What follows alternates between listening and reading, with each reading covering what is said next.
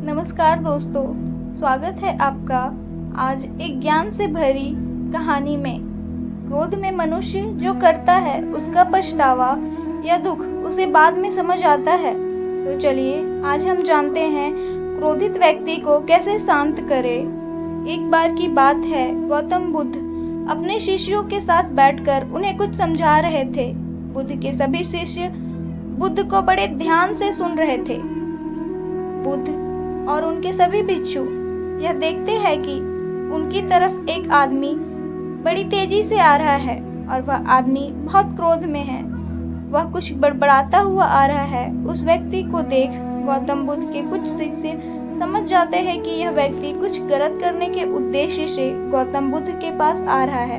इसलिए गौतम बुद्ध के दो शिष्य दौड़कर उस आदमी के पास चले जाते हैं और उसे रोक लेते हैं। वह उस व्यक्ति से पूछते हैं कि तुम कौन हो और तुम्हें किससे मिलना है। वह व्यक्ति गौतम बुद्ध के शिष्यों से कहता है कि मेरे रास्ते से हट जाओ, आज मैं इस बुद्ध को सबक सिखाकर ही रहूंगा। उस व्यक्ति की बात सुन गौतम बुद्ध के शिष्य उस व्यक्ति को शांत करने की कोशिश करते हैं, पर वह व्यक्ति शांत नहीं होता। बुद्ध उस व्यक्ति को देखते हैं और मुस्कुराते हैं। फिर अपने शिष्यों से कहते हैं कि मेरे प्रिय भिक्षु, उसे आने दो मेरे पास, वह मुझसे कुछ कहना चाहता है। बुद्ध की आज्ञा का पालन करते हुए बुद्ध भिक्षु उसे व्यक्ति के रास्ते से हट जाते हैं। फिर वह व्यक्ति बुद्ध के पास आकर खड़ा हो जाता है। जैसे ही व्यक्ति बुद्ध के पास पहुंचता है, वह बुद्ध को गालियां देना शुरू कर देता है। बुद्ध उस व्यक्ति की गालियां सुनते रहते हैं, परंतु उसे कोई भी उत्तर नहीं देते। बहुत देर तक बुद्ध को गालियां देने के बाद वह व्यक्ति अपने मन में सोचता है कि मेरी गालियों का तो बुद्ध पर कोई भी असर नहीं हो रहा। इसलिए उस व्यक्ति को क्रोध और भी ज़्यादा बढ़ जाता है और वह व्यक्ति बुद्ध के ऊपर थूक देता है। उसके बाद बुद्ध एक कपड़ा उठाकर उस थूक को पोंछ देते हैं। यह देखकर गौतम बुद्ध के सभी भिक्षु क्रोध से भर जाते हैं, परंतु बिना बुद्ध के आज्ञा के कोई भी भिक्षु अपना क्रोध प्रकट नहीं करता। वह व्यक्ति दोबारा से बुद्ध के ऊपर थूक देता है और बुद्ध दोबारा से एक कपड़ा उठाते हैं और उस थूक को साफ कर लेते हैं। फिर बुद्ध मुस्कुराकर उस व्यक्ति से कहते हैं कि मित्र, तुम कुछ और कहना चाहते हो। जैसे ही व्यक्ति बुद्ध का ये प्रश्न सुनता है, वह व्यक्ति भीतर तक हिल जाता है। फिर वह व्यक्ति बुद्ध को कोई उत्तर नहीं दे पाता और तुरंत वहां से चला जाता है। बुद्ध के सभी भिक्षुओं के मन में यह प्रश्न होता है कि उस व्यक्ति ने बुद्ध का इतना अपमान किया, लेकिन बुद्ध ने उस व्यक्ति को यह क्यों कहा कि क्या वह कुछ और कहना चाहता है।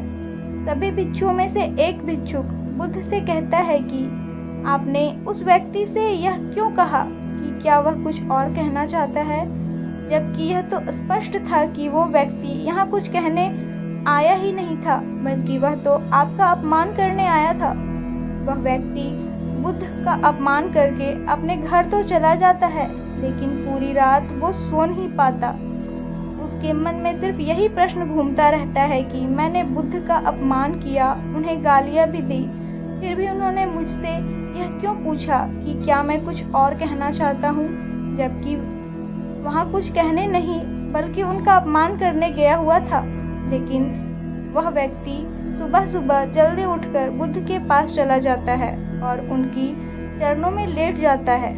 बुद्ध के सभी शिष्य उसको देखकर आश्चर्यचकित हो जाते हैं कि जो व्यक्ति कल बुद्ध का अपमान करने आया था, आज वह रो रहा है और बुद्ध के चरणों में पड़ा हुआ है। बुद्ध उस व्यक्ति को उठाते हैं और उस व्यक्ति से कहते हैं कि मित्र, क्या तुम कुछ और कहना चाहते हो। इतने में ही बुद्ध का एक भिक्षुक बुद्ध को टोकता है और उन्हें पूछता है कि बुद्ध, जब कल यह व्यक्ति आपका अपमान कर रहा था, तब भी आपने यही बात कही थी, क्या तुम्हें कुछ और कहना है। और आज यह व्यक्ति आपके चरणों में पड़ा रो रहा है, तब भी आप यही बात कह रहे हैं, इसका क्या अर्थ है।